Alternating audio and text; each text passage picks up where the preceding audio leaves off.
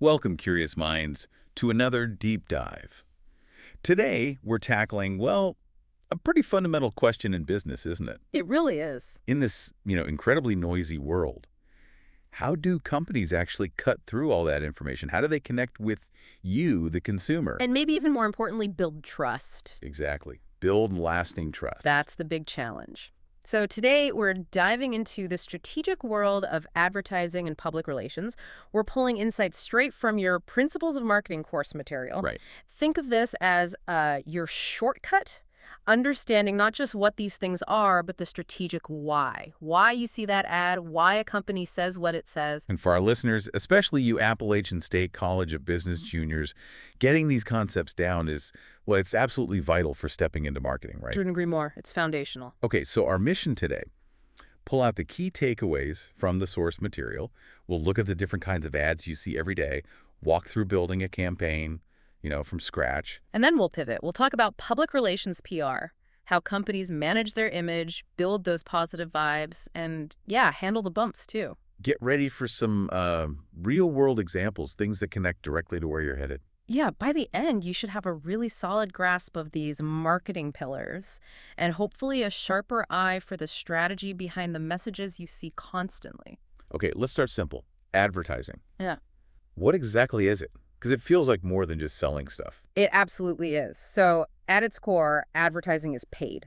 That's key. Paid communication. Right. Paid, non-personal communication.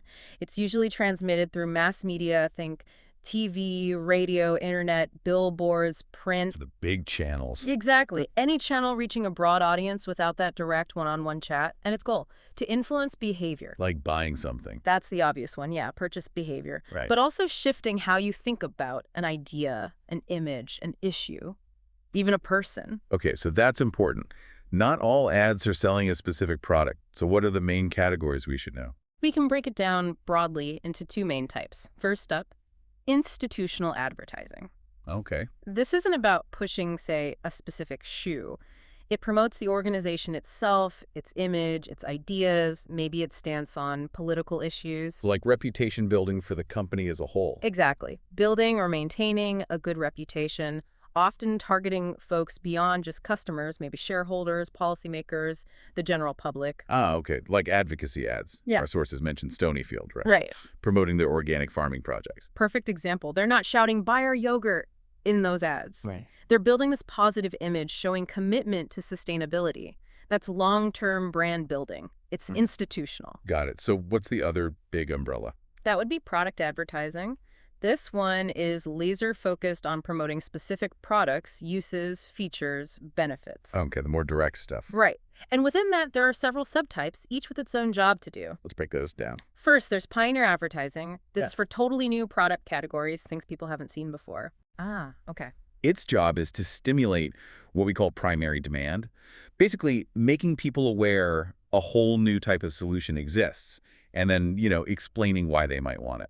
Not just a new flavor, but a whole new thing. Like, I remember the first iPhone ads. Exactly. They weren't comparing it to other phones, really. They were just introducing this wild idea of a computer in your pocket. That's pioneer advertising in action. And your sources note, this can even happen before the product is out. Build that buzz, that curiosity. Risky, maybe, but potentially huge payoff. Definitely. Then you've got competitive advertising. This aims to build demand for a specific brand, highlighting its features, its advantages over the competition. This is where they start naming names sometimes. Well, that leads into a specific type of competitive ad, comparative advertising. This is where they directly, sometimes pretty aggressively, compare their brand against one or more rivals by name. Right, like Samsung versus Apple ads. They often poke fun, try to show why the Galaxy is better. Classic comparative advertising. It's direct, can be really effective, but you got to be careful. Yeah, it can backfire if people think you're being unfair. Right? Exactly. Confidence in your claims is key. Okay, moving on. Reminder advertising.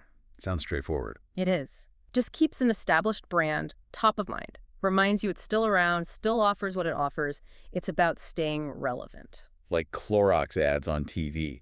They don't need to explain bleach. Nope. They just want you to think Clorox when you think clean. Keep that connection strong. Precisely. And closely related is reinforcement advertising. This targets current users. Oh, okay. Yeah. It aims to assure them they made the right choice buying that brand. Maybe shows them how to get the most out of it. Ah, like those really jarring ads from the National Highway Traffic Safety Administration about texting and driving. That's a great non-commercial example, yeah. They're reinforcing the choice to drive safely, reminding you why it matters, solidifying that good decision. Exactly. It's about reinforcing existing behavior or belief. Okay, one more big one, especially now. Native advertising. Ah, the ones that blend in. Yeah, digital ads designed to match the look and feel, the purpose of the content they're embedded in. Like an article on a news site that looks like news, but it's sponsored. That's the idea. It feels less like a traditional disruptive ad, but there's a catch. Transparency. Exactly. It has to be clearly marked as sponsored.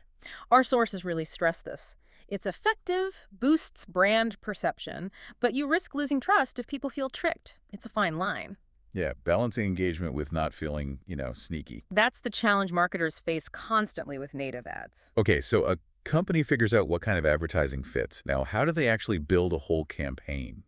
It sounds like a massive, complex project. Oh, it really is. An advertising campaign isn't just one ad. It's a whole series of ads, systematically placed across different media, all aimed at a specific target audience. Yeah, and there are typically 8 major steps. Think of it as a roadmap. The order might shift a bit, but it gives you a solid framework. Step 1. Step 1, identifying and analyzing the target audience. Foundational. Absolutely crucial. Got to know who you're talking to. You have to. Marketers dig deep here. Location, demographics, age, income, gender, you name it, and importantly, their attitudes, their behaviors as consumers. Miss this, and the whole thing falls apart. Makes total sense at first. Like the Dyson example in our sources. They focus on affluent homeowners, right? Right. Their analysis clearly pointed there, and that shapes everything else they do. Message, media, everything. Okay, step 1, know your audience. What's next? Step 2, defining the advertising objectives. What do you actually want this campaign to achieve? Okay. And these need to be clear, precise, and measurable. You need to know if you succeeded. Can they be different types of goals? Yeah, broadly sales-based, like increasing market share by 10% or boosting dollar sales. Or they can be communication-based things like increasing brand awareness or improving how consumers feel about the brand. Like the Taco Bell example, aiming to increase sales by 20% in a year. That's super specific, measurable. Exactly. It gives the campaign a clear target, not just sell more, but sell this much more. Got it. Step 3. Step 3, creating the advertising platform. This is about nailing down the core issues, the key selling points. What's the single most important thing consumers should take away? The main message, kind of. Sort of the foundation for all the messages, the central idea, like Walmart's everyday low prices.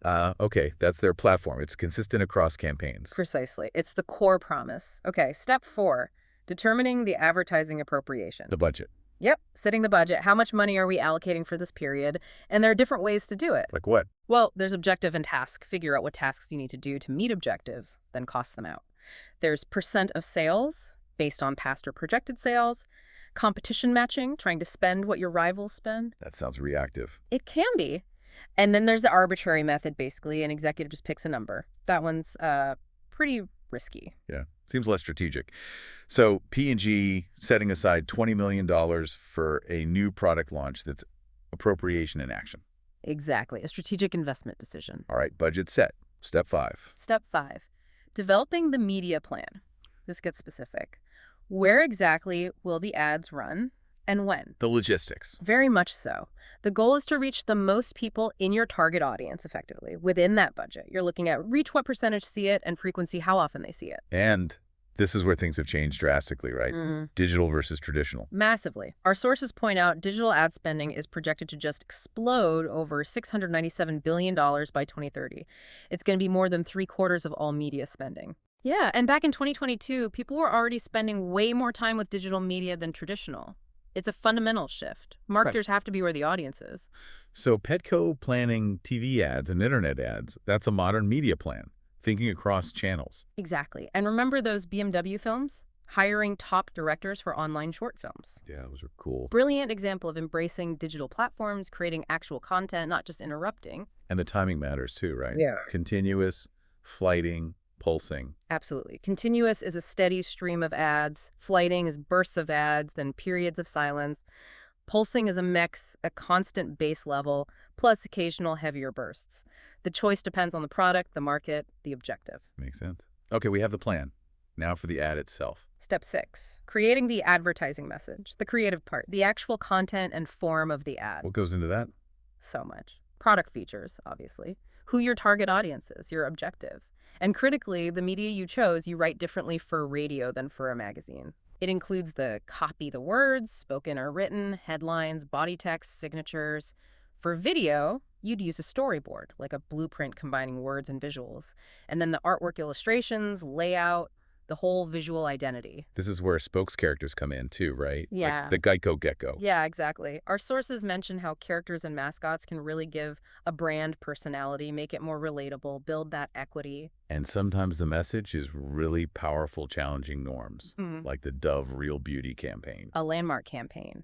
They found hardly any women felt beautiful, so they featured average women, asked tough questions. That evolution video was shocking, showing the transformation. It connected deeply because it tapped into real feelings, real societal pressures. A truly effective message resonates. But this step also raises those ethical questions we talked about. Huge considerations, especially for you heading into the field. Like, can you make truthful claims that might still mislead? Natural chips aren't necessarily healthy. Right. Exactly. It's technically true, maybe, but what's the overall impression? And marketing in schools, ads on buses, lockers, where do you draw the line? Real dilemmas. Transparency and authenticity seem key. They absolutely are, especially now. Okay, almost there. Step 7, executing the campaign. Putting it all into action. Pretty much. This involves tons of planning, coordination, making sure everything happens on time, on budget, often involves multiple agencies, specialists. The operational muscle? You could say that. Yeah. And finally, step 8, evaluating advertising effectiveness. Did it actually work? The million-dollar question. You have to measure. Evaluations can happen before the launch pretest, maybe using a consumer jury. Get early feedback. Right, or during the campaign tracking inquiries, web traffic, and definitely after post-tests.